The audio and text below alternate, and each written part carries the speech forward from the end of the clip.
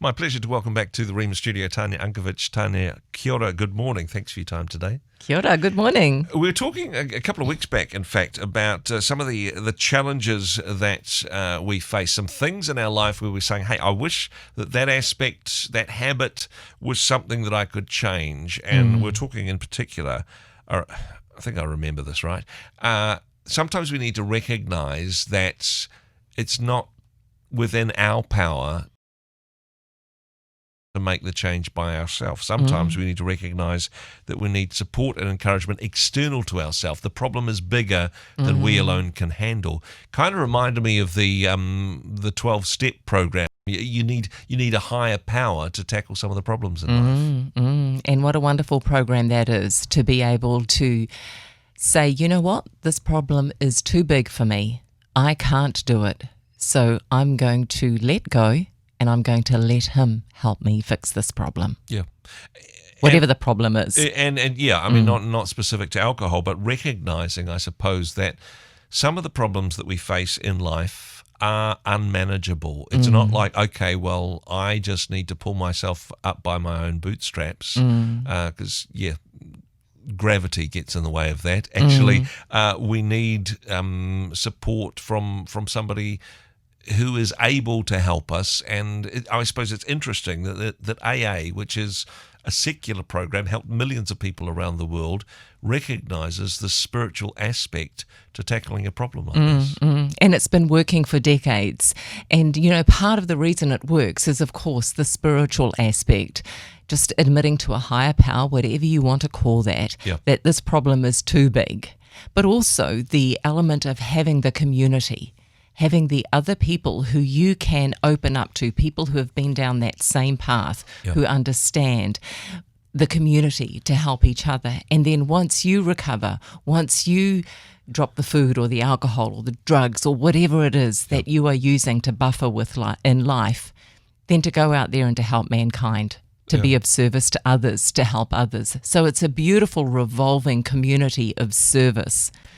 However, supporting each other, having a buddy to get you through, that in itself isn't enough. It's not like, okay, well, that we'll keep each other accountable. I mean, that's a step in the right direction, but that in itself isn't enough to break the chains. No, it isn't. And that's why the community, going to the meetings, having a bigger group where you can open yourself up to, but also to be able to listen to what other people have come through, to be able to hear how someone else has hit rock bottom, lost everything, health, family, spouse, whatever it is, yet they have come up. They've actually fallen on their knees and God, you know what?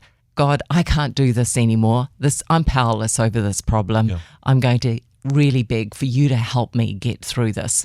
And I truly believe that you can help me do this. And I am now ready and willing to allow you to help me do it. That's step 1, 2, and 3. Yeah, and it's I suppose that confession aspect of it as well, confessing that this is a space that you find yourself in and recognizing the consequences of your behavior, never making light of that, never blaming other people for the problem, and never making excuses for the consequences and damage it causes, not just for yourself but for others as well. And a big part of the process is forgiveness.